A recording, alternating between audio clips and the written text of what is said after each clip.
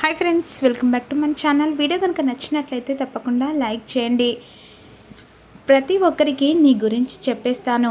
ఇక ఇంట్లో దీపం పెట్టని నిహారిక మీ బ్రతుకులలో ఏం దీపం వెలిగిస్తుంది, జీవితాలను చక్కబెడుతుందా అని చెప్పేసి నీ గురించి ప్రతి ఒక్కటి ఊరి వాళ్ళకు చెప్పేస్తానని చెప్పేసి ఈ విధంగా అవని నిహారికను బెదిరిస్తుండగా చూసారా అత్తయ్య, నీ ముంగట ఎంత నీచంగా మాట్లాడుతుందో. అసలు హద్దుపద్దు లేకుండా పెద్దవాళ్ళని చూడకుండా ఇలా మాట్లాడుతుంది చూడండి అత్తయ్య అని చెప్పేసి ఈ విధంగా నిహారిక అంటుండగా, అత్తయ్య గారు మీరు వెంటనే వేరే డిసిషన్ తీసుకోవాలి. రావణ్ కాస్ట్ అయిన ఆపొచ్చు, కానీ మన ఇంట్లో కాస్ట్ అని మాత్రం ఆపలేకపోతున్నారు. ఇప్పుడు మీరు డిసిషన్ వెనకాలే వీళ్ళ బ్రతుకులు ఆధారపడిన అత్తయ్య అని చెప్పేసి ఈ విధంగా పెద్దరాజు అంటుండగా, నేను ఒకటే చెప్తున్నాను, ముక్కు పుడక కావాలనుకుంటే సుజాత అన్నట్టే నువ్వు ఇంట్లో దీపం పెట్టగా తప్పదు. అది నువ్వు ఒకవేళ దీపం పెట్టావనుకో, ఊరి జనాలకు కూడా నేను ఒప్పించి ఎలాగైనా నా గోడలు ఇంట్లో దీపం పెట్టినట్టు ప్రతి మనిషిలో ప్రతి ఊర్లో కూడా తను ఎలాగైనా కంటికి రెప్పలా కాపాడుకొని అర్థం చేసుకుంటుందని నేను చెప్పగలుగుతానని చెప్పేసి వేదవతి మాటలు విన్న నిహారిక కృష్ణ షాక్ అయిపోతారు. ఒకవేళ నువ్వు దీపం పెట్టని ఎడల ఇక నీకు మాత్రం ముక్కు పుడక దక్కదు, ఇక నువ్వే నిర్ణయించుకొని చెప్పేసి అక్కడి నుంచి వేదవతి ప్రసారం వెళ్ళిన తర్వాత అత్తయ్య మాట విన్నారు కదా, మీరు ఏ నిర్ణయించుకుంటున్నారో ఆలోచించుకోండి. ఒకవేళ అసలు నిజం బయటపడిపోతే అత్తయ్య మిమ్మల్ని ఇక్కడి నుంచే మెడలు పట్టుకొని గెంటేస్తుంది. ఇక నిజాన్ని బయట పెట్టుకొని మీరు అనుకుంటారో, లేకుంటే ముక్కు పొడిగే కావాలని చెప్పేసి ఇక ధైర్యంతోనే అమ్మవారి గదిలోకి వెళ్ళి దీపాన్ని వెలిగిస్తారో మీ ఇష్టం. పదమామ ఇక్కడి నుంచి వెళ్ళిపోతాం, మనకు పని అయిపోయింది అని చెప్పేసి ఈ విధంగా అవని శ్రీకాంత్ తీసుకొని లోపలికి వెళ్ళిపోతుంది కదా. ఎంత ఆట ఆడుతుంది, అమ్మో తక్కువది కాదు ఈ అవని, చాలా ఉన్నాయి.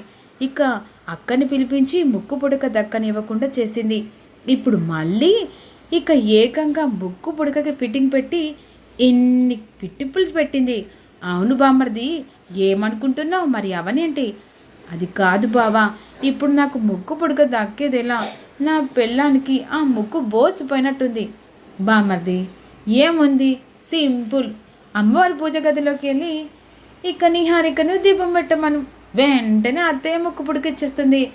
అదే ఇస్తే ఇదెందుకు బాబా, అది దొంగ జాతకం అని, అది నాకు నా పెళ్ళానికి తప్ప ఎవరికి తెలియదు. ఏమంటున్నా బామ్మది? అబ్బే ఏం లేదు బావా, ముక్కు పుడక గురించి ఆలోచిస్తున్నాను. నేను చెప్పేది సే బామ్మది, ఎట్ట అవుతుంది, ముక్కు పుడక వచ్చేస్తుంది కదా అని చెప్పేసి పెద్దరాజు అక్కడి నుంచి వెళ్ళిపోతాడు కదా. కోపంగా నిహారిక లోపలికి వెళ్ళి అన్ని విసిరి కొడుతూ ఉంటుంది. బంగారం ఏంటి అంత కోపం? అవన్నీ చేసిన దానికి ఎలా దాన్ని చంపాలనిపిస్తుంది. దానికి టైం వస్తుందిలే, కానీ ఇంకా కాస్త సైడ్ అయిపోవడం మంచిది. కొన్ని రోజులు ఈ ముక్కు పుడక వాయిదా వేయడమే బాగా అనిపిస్తుంది. ఎందుకంటే ఇప్పుడు ముక్కు పుడక కావాలంటే గదిలోకి వెళ్ళి దీపం పెట్టంటారు. మరి నీ దొంగ జాతకం అని ఇంట్లో వాళ్ళకు తెలియదు కదా అని చెప్పేసి అంటుండగా ఆ మాటలు విని అవని క్లాప్స్ కొట్టుకుంటూ వస్తూ ఉంటుంది. ఇదే నాకు కావాల్సింది బావా, నీంచట నువ్వు ఒప్పుకుంటావని నాకు బాగా తెలుసు. నిహారికది దొంగ జాతకం అని తెలుసు, ఆ నిజాన్ని బయట పెడతా అని మీరు భయపడడం కూడా నాకు తెలుసు. నిహారిక, నీకు ముక్కు పుడక మరీ కావాలంటే నీ జాతకాన్ని ఆ అత్తె ముంగట బయట పెడతాను. మరి జాతకంతో నీకు ముక్కు పుడక కావాలన్నా లైఫ్ లాంగ్ ఈ ఇంటిని వదిలేసి పుట్టింట్లో ఉండడానికి కావాలో నువ్వే నిర్ణయించుకో. అవని బ్లాక్మెయిల్ చేస్తున్నావా? లేదు, నా కుటుంబాన్ని నీ దగ్గర నుంచి కాపాడుకుంటున్నాను. ఎన్ని రోజులు కాపాడుతావు నేను చూస్తా. ముక్కు పుడక ఖచ్చితంగా నాకే సొంతం. సరే, నేను చెప్పాను కదా, అమ్మవారి గదిలోకి వెళ్ళి నువ్వు దీపాన్ని వెలిగించి ముక్కు పుడక తీసుకో, సింపుల్గా అయిపోతుంది. అయినా ఏదో ఒక రోజు నాకు టైం వస్తుందే. సర్లే, ఆ టైం వచ్చేంత వరకు వెయిట్ చేస్తూ ఉండు, వెళ్ళిపోతానా చెప్పేసి అవని వెళ్ళిపోతుంది. ఈలోపు అలక్య ఆలోచిస్తూ తన అమ్మ గురించి బాధపడుతూ ఉంటుంది. అలక్య, నీకు ఒక గుడ్ న్యూస్ చెప్పడానికి వచ్చాను. ఏంటి అవని? రేపు పెళ్లి కొడుకు వాళ్ళు నిన్ను చూసుకునడానికి వస్తున్నారు. ఏమంటున్నావని? నిజం, శ్రీకర్ తెలిసిన ఒక మంచి సంబంధం చూశారు. ఇక అతను నీ ఫోటో చూశారట, శ్రీకర్ గారు చూపించారట. అలా అని చెప్పేసి నువ్వు చాలా ఇష్టపడుతున్నాడు. అందుకనే నిన్ను పెళ్లి చేసుకోవడానికి ఆ అబ్బాయి రేపు నేను చూడడానికి వస్తున్నాడు. అవునా? అయినా ఇప్పుడే నాకు వద్దులే. అమ్మాయి గారికి సిగ్గంతా బుగ్గలో కనబడుతుందే. అబ్బా అవని ఏడిపించకు. సర్లే రేపొద్దున్నే వచ్చేస్తారట కదా, మరి నువ్వు ఇప్పుడు హ్యాపీగా పడుకుంటే ఫేస్ మొత్తం క్లీన్ అయిపోతుంది. అందుకే టెన్షన్ లేకుండా పడుకో అని చెప్పేసి అవని అక్కడి నుంచి వెళ్ళిపోతుంది కదా. అవని ఏమైంది త్వరగా కానివని చెప్పేసి శ్రీకర్ హాల్లో అంటుండగా, ఏంటి మా తమ్ముడు అంత గావు కేకలు పెడుతున్నాడు, ఏమో ఏంటో నాకేం తెలుసు, త్వరగా కానివ్వని, ఇక వాళ్ళు వచ్చేస్తున్నారు. ఏంటిరా ఏంటి హడావిడి? ఏం లేదు, అలెక్కికు పెళ్లి చూపులు.